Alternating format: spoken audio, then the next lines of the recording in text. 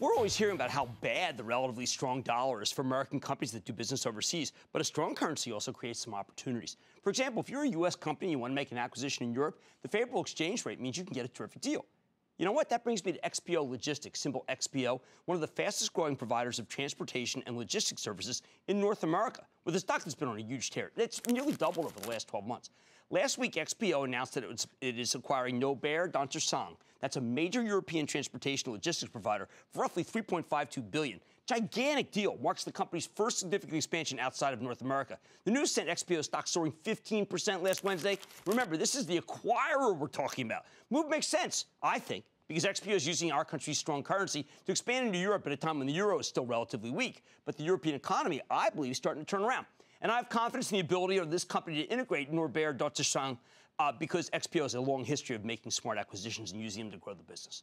XPO reported last night after the close. While its revenues came in lower than expected, the company also posted a substantially smaller than expected earnings loss. Management raised its full-year revenue and, more importantly, EBITDA guidance. Plus, XPO just announced yet another deal, the $100 million acquisition of Bridge Terminal Transport Services, one of the largest asset-light, short-distance transportation providers in the U.S. We'll get into what that means more. Strong presence in the East Coast. All of which explains why the stock rallied another $1.25 today, even though it was a horrendous day for stocks. I think this could be a very exciting story. Let's check in with Brad Jacobs, the chairman and CEO of XPO Logistics. Hear more about the quarter and the transformational European acquisition announced last week. Mr. Jacobs, welcome to Mad Money. How are you, sir? Good to see you, Have a seat. First, just by way of background, people on our show know United Rentals. That was originally your company, right? So you have a history of making big companies out of small companies. That's absolutely correct. Ran it for 10 years. Great company, still is. Okay. XPO Logistics, I think a lot of people get confused because they don't know exactly whether you are a trucking company, a freight forwarder, a company that does intermodal. You compete who against who? And I just think that because it's the first time on air, why don't you tell people exactly what XPO Logistics is primarily? Well, we're the largest last-mile logistics provider. Okay. So we arrange 8 million deliveries a year into people's houses. We do expedite. We do intermodal. We're the third largest intermodal provider. We're the largest cross-border Mexico intermodal provider. We're the second biggest truck broker. And we're a big player in contract logistics. Okay, so does that mean that, for instance, some people would say, do you own a lot of trucks? We don't own the trucks. Right. We have relationships with trucks. Like with Ryder that we had on a couple of weeks ago. For example, Ryder's a great customer of ours. Right. And it seems like this acquisition will put you both in the truck business and the logistics business. You said there could be no layoffs, so it seems like that you don't mind, in Europe at least, having some trucking exposure.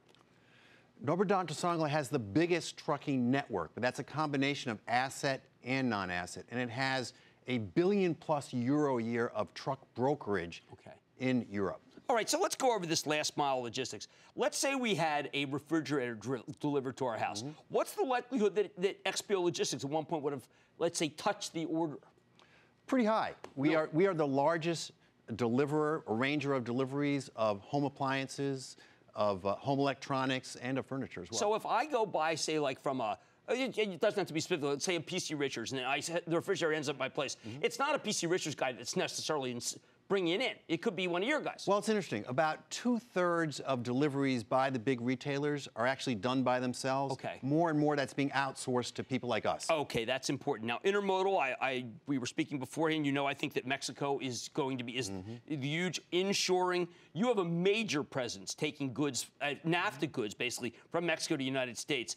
A dominant play for you guys? We're one of the most leading players of north-south traffic between Mexico and the United States, mainly by long-haul rail. A lot for the auto companies who have invested billions of dollars in infrastructure the last couple of years in Mexico. Now, the last quarter was harmed by you were very upfront about it, about West Coast ports, but you did say that April had been coming back. You're also very clear to me that you know the engine of the economy, whether it's going. Where are we, sir? Is the U.S. economy getting better or not? There's some doubt about that. So you've seen freight volumes be soft this year. I was surprised when I read that because I think you touch every bit of freight. We deal with all the major retailers and manufacturers, so we're seeing all that, and it could go either way, but we're still early in the year. Well, because when I read that through your presentations, I was thinking, oh, man, if the Fed raises rates, I typically don't ask CEOs about Fed policy, but your company's probably the most wired to how the economy's doing, and it doesn't seem like we're in just some sort of boom time. It's not boom, but certainly not bust. I mean, there is improvement. There's year-over-year improvement. you've got some difficult comparisons over last year because you had the weather, the snowmageddon, and all that. Now, this is a big acquisition. It might make sense you debated whether you should be issuing equity, issue equity privately. For viewers who are watching, would there be an opportunity perhaps to buy the stock lower? Because it would do some things to help your balance sheet if you issued a lot of stock. Well, I'm not in the business of predicting our stock price. Right. I'm in the business of growing the company and making the stock value greater over time. Okay, let me ask you, there's been a lot of acquisitions. At a certain point, do you just say, you know what? We're done with the big ones. Let's do the small ones. We got to our revenue targets 3 years ahead of where we thought. So now we're just going to do smaller ones and make sure that everything is works smoothly. Well, we do both. Even this week, we announced a $5.5 billion revenue acquisition in Norbert Dentressangle in Europe, and today we announced a $100 million deal right here in Charlotte, North Carolina. So there's deals that are small but strategically important. And there's just tons of companies that are still for sale in this industry. Thousands. It's so fragmented. Thousands. Very fragmented. Transportation logistics is a $3 trillion industry worldwide. Right. Thousands and thousands of players. But you're up against J.B. Hunt and Intermodal. They're good. FedEx and Expedite. I mean, great firms. You can beat these companies. We can in certain turfs. We don't have the same exact competitor in all our lines of business. Right. Okay. Well, I'll tell you, your company's a very interesting company. It's growing the fastest of any company that I've had on. I can tell you that much. That's Brad Jacobs, the chairman and CEO of XPO Logistics. Guys, there's tons. This is a very transparent company. It tells you everything. Please do the homework. Please read the presentations. Mad Money's back after the break. Booyah! Jim Cramer here from Mad Money. Thanks for watching CNBC on YouTube. Click here to subscribe and get the jump on my exclusives with CEOs, plus market news, investing advice, and a whole lot more.